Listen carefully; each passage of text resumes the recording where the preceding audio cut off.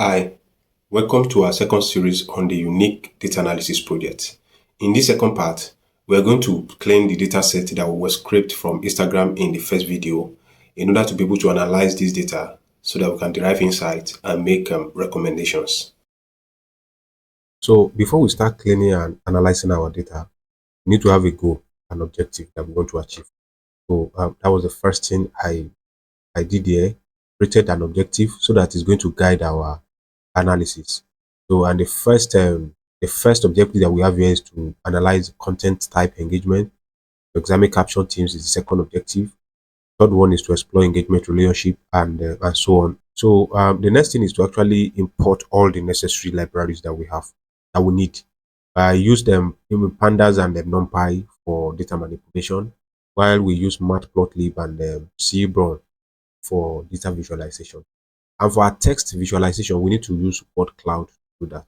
So after the import, then let's try to read in our data set into pandas frame. So we use df equals to ed.read excel. Remember when we scrape our data, we saved it back into Excel, not CSV. So that's what we're going to use to read in this data set. And I store mine as Instagram data. So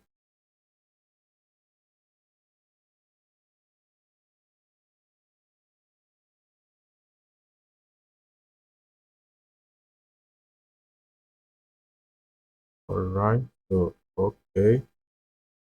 Think I am all right. This is where I'm making the mistake. Then let's try and check the first 5 rows of our data set. Okay, good. So this is our data set in pandas data frame. Okay, so as you can see that we have the time formatted in time, we have the content type, we have the likes, we have the comments and the caption, the post URL, hashtags, and then videos. So let's get a quick information about our data set to see what we have there. We're going to use the dataframe.info method. Check that. And as you can see, we have 305 rows of data set here, and time has no missing value and it's a daytime object. The content time also has no missing value and it's an object, object data type. While the likes, no missing value and is an integer. The comment also is an integer. Then the caption, which is our text data, is an object formatted in same text data type. Then post URL as well is an object data type. But as you can see, we have hashtags and the video views. They all have missing value. So I think probably we need to deal with this issue first before we move on. So the next step in our data analysis is data cleaning. And the first thing we are going to do is to remove missing value. As we can see the output of our dataframe.info, we see that hashtags and video views has missing value.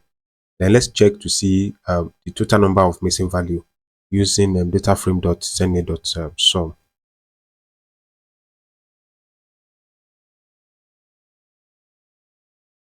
All right, you can see that hashtag has a total number of 293 missing values, and video views has the entire 305 rows as missing value. So the next thing we're going to do is to actually drop these two columns with this missing value. So to drop this column, we're going to use the dataframe.drop method. Now what is the name of the columns? And we have video views and hashtags.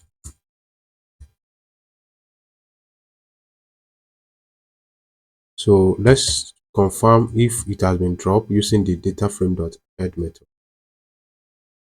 Good. As you can see, we don't have the video views and the hashtag here, so we can move on to the next data cleaning process. If you remember, one of the goal of this analysis is to analyze posting patterns by date and time, to also understand engagement variability by time of the day. So the only column we have here that we can use to extract date and time is the time column. So from here, we'll be able to extract our date and time. So let's check it to see what we have there.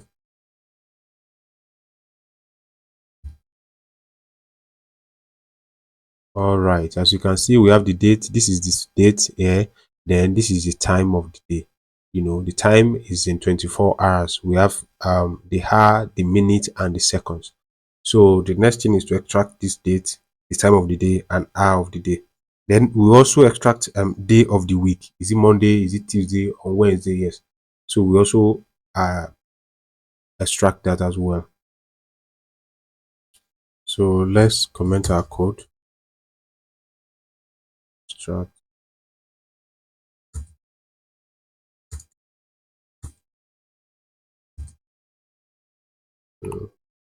component. So for our date column, we have the date. We use the datetime function for that.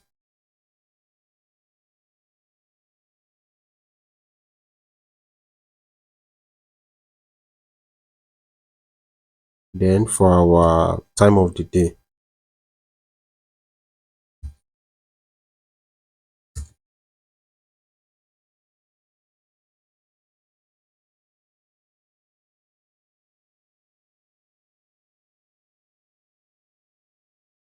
and for our hour of the day, we use the.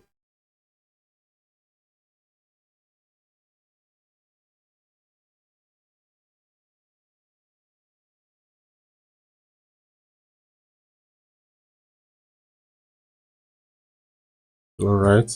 For the day of the week, we have the day.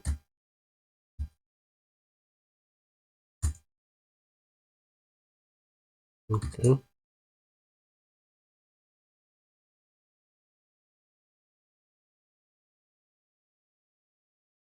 So we use the daytime day of the week method to get that. Sorry, day name. Yes. So let's run that. Now, in order for us to confirm if our code works, we use the wait, let's copy all and see if it's working the way we want it to work.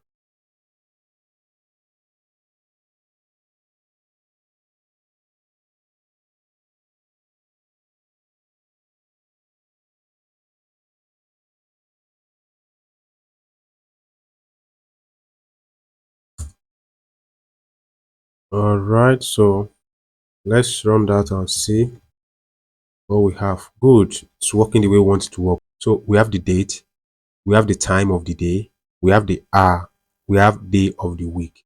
So now we have most of the columns that we need. So the next thing is to clean our content type column. So before we do that, let's check to see what we have there using the value counts method. Content type dot value count. All right, so we have in our content type column, we have the graph video, we have the graph sidecar, and we have the graph image. This simply means we have video. This is a video, then image. But for this sidecar, it actually refers to multi-image post on Instagram that we can also refer to as carousel. All right. So I will just decide to what we have to do is to change this thing to their proper name. So let's use the proper naming convention for each of these particular item. All right. So we'll actually change this graph video to video, graph sidecar to carousel, and this graph image to image to have a proper naming convention. So to do that, we'll just say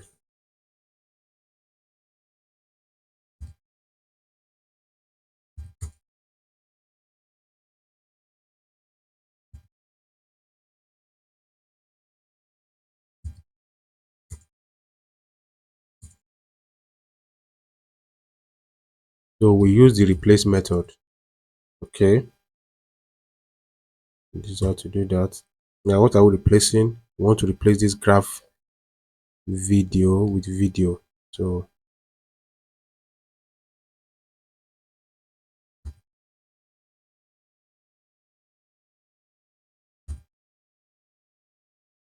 then this graph sidecar as carousel.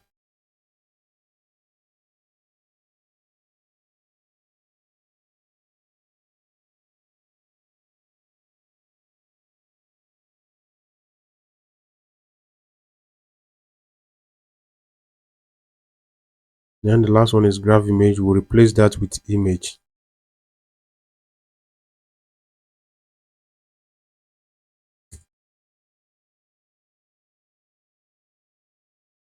All right, so let's run that and check if our code works. All right, we have a mistake. Okay, we did not put the comma here.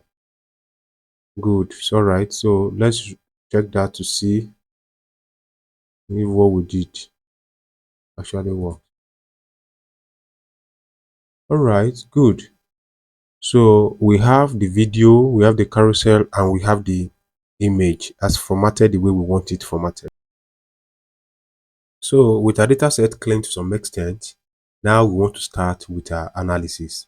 And the first objective that we set was to analyze content type engagement. So and how do we do that? We will do that to determine how different types of content like videos and images impact user engagement. So we'll focus on the average number of likes and comments for each of these different content types. So this is what we want to do.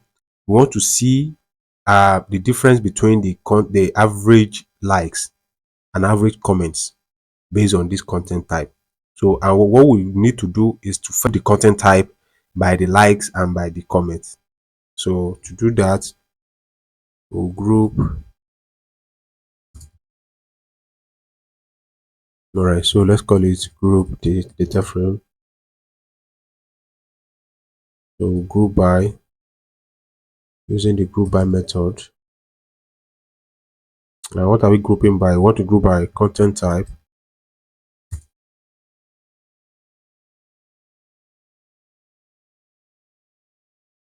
Then what are we calculating average for? For likes and for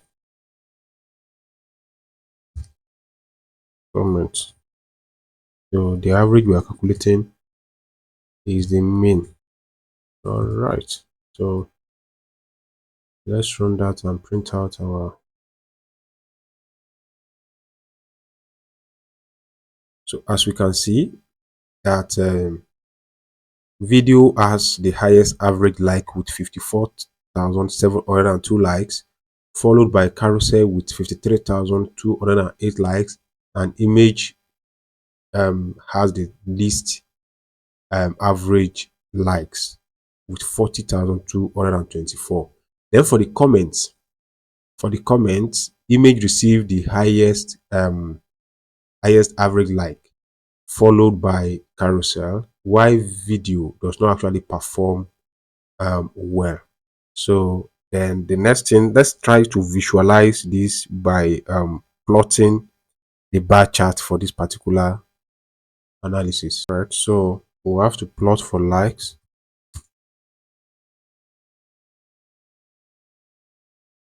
Okay, so we write the code. I already have the code written out because I've done this before. So I'll just pause this video to make it faster. So this is the code for plotting our bar chart for likes. So let's run that and let's see what they are good. So as we can see, still the same thing with what we calculated here in this data frame here.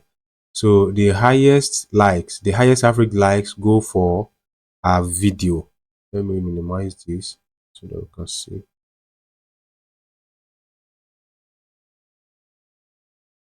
All right, so the highest average likes by content types goes for video, then followed by the carousel, then image has the lowest likes based on our content type. So the next is to actually we also plot the average comments by content type.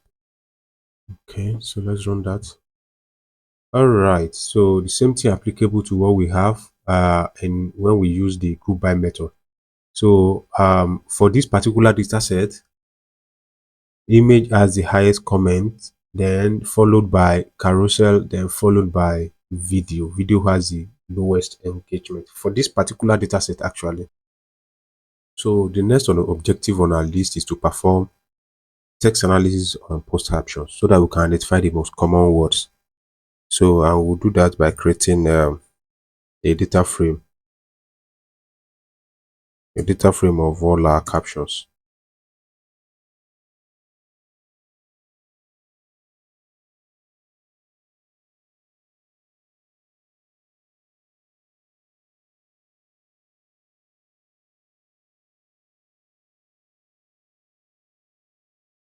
Yeah, we're going to create a word cloud. We're going to create a word cloud object, which we'll call word cloud. We'll set the width and we'll also set the height parameters.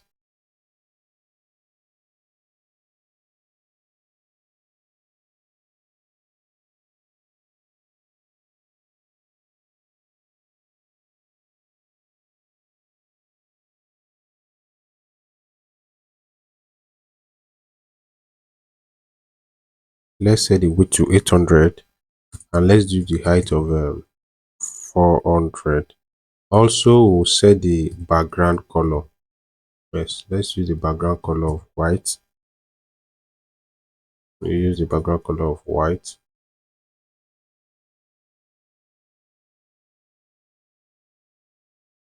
So we'll call the dot generate so that we can generate that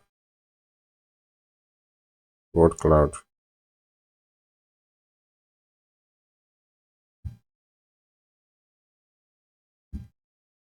So let's run that and see what the output is going to be. Okay, good. Now after creating this, we can now plot the word cloud that we generated. So this is the complete code for our text analysis visualization. So let's run that and let's see the output. Good. So we can see the most common words in our data in the caption where we have support, we have violence, one Nigerian day, we have page, we have Nigeria. So actually this data was downloaded, was scraped during the protest that occurred this year. I think that was August also. So that's why you are seeing all these things. You see TikTok, comment, protest, guy, people. So that is actually, you see this peaceful protest, while everything was just protest, protest, protest. So that was, I think that's probably the reasons why we are seeing such words in our data set. So the net objective is to explore engagement relationships. We want to investigate if there's any relationship between the number of likes and comments on post. So is there any correlation between whether higher likes correlate to more comments? So that is what we are going to do next. And in order to do that, we will use the scatter plot. All right. So this is the complete code for exploring the engagement relationship. All right. So we want to see if there's any relationship between likes and comments in this data set. So we run that. And all right. As we can see here, we see that this there is a moderate correlation actually. So this plot is actually showing with more likes, generally we get more comments, because as the like is going up, the comment is also going up. So what we can actually do is to check for the correlation coefficient. So let's do that. So let's check the correlation coefficient between these two variables.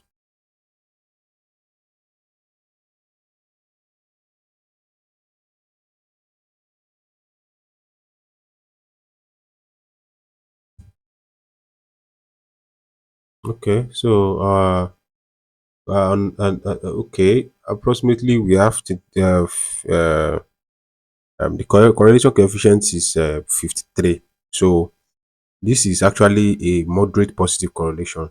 All right. So which occurs between likes and comments, which means that with more likes, generally we get more comments. So we want to explore frequency and distribution of posts across different hours. We want to know the peak times. What time does this account owner post the most? So we are going to do that using the SNS seaborn. We're going to do that using seaborn like we have been doing all this while.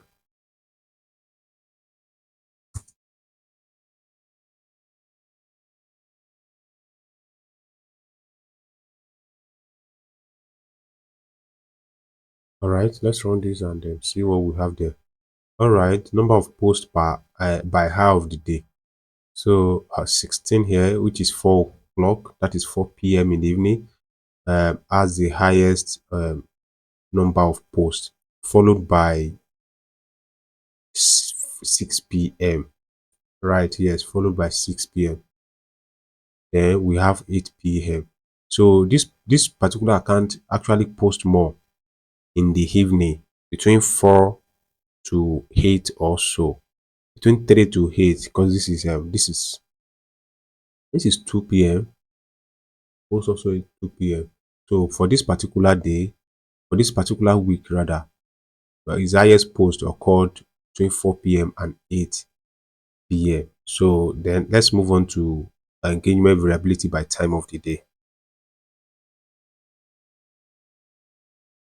So before we move on to number of posts, before moving on to engagement variability by time of the day, let us try to see days of the week. All right, the distribution of posts across different days of the week. The number of posts, yes, by days of the week. So which of the days of the week has the highest post by this particular account? So that is the next thing we are going to do, and we are still going to use seaborn to plot our graph. So with this code, let me copy and paste, and let's run that and see what the outcome is going to look like. All right, number of posts by day of the week. So it's almost the same, but on Tuesday, this account has the highest post on Tuesday, followed by Sunday. Yes, so then Saturday. So I think it's almost the same thing. It's almost the same thing for the whole day, just that we have a little bit of less post on Monday. So then they can now move to engagement variability by time of the day. So engagement variability by time of the day. Um,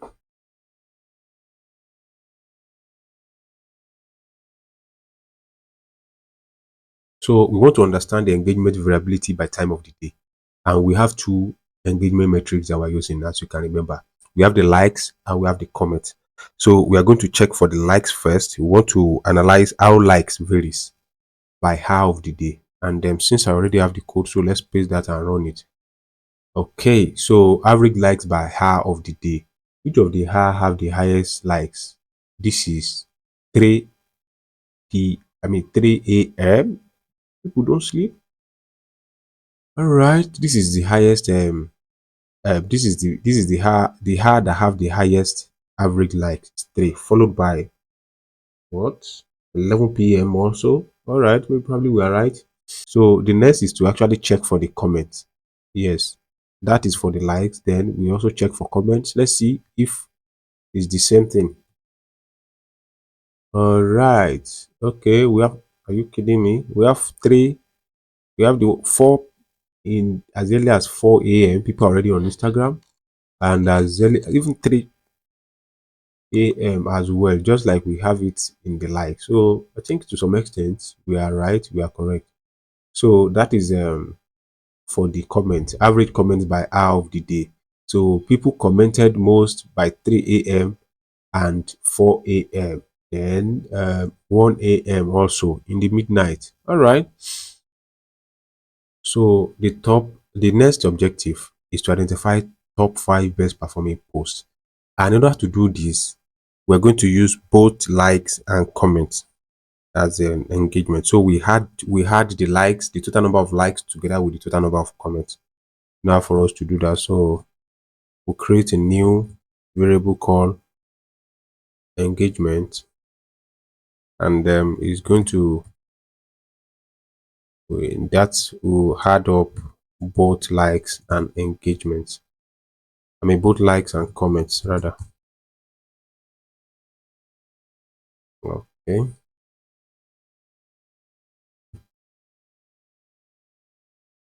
So then we can now create our top 5 posts and extract our top 5 posts from this. So top 5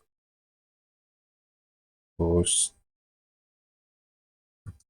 equals to, we have to sort this value, sort using the sort value method in Python, pandas. Let's sort values, and we are sorting it by what? We are sorting it by engagement. So we sort by engagement, and we want to set ascending order to false. All right, so dot head, dot head method to extract the the first five rows. Okay, so when we run that, we'll try and print this top five post out. Top. Let's print the top five posts. Let's see. All right, so this is the top five posts with the highest engagement. See, this one has an engagement of 222,329. That is both likes and comments. So if you see this likes, comments, and the this likes variable, this likes column, and the comments column, if you add it together, it's going to give us 222,329 engagement value. If you add this together with this, it's also going to give us this. So it's a combination of both likes and comments. So which of the posts has that? We have this, and it's a carousel. Then the second one is an image, while the last three are all videos. So let's try and plot that, and actually, yes, we can plot that too. So we'll do that using I have the code written here already. So good. All right. So top five posts with highest engagement. Brain Jotter. I think this Brain Jotter. All right. Brain Jotter. Then Big Mouth at Big Mouth at yeah, and stuff like that. So engagement. This is the top five the top five posts with highest engagement, and that will be the end of our analysis project. So let me know what you think in the comment section. I'm going to add the links to this complete project work in the description below. You can check it out yourself and also work with it. Thank you for watching.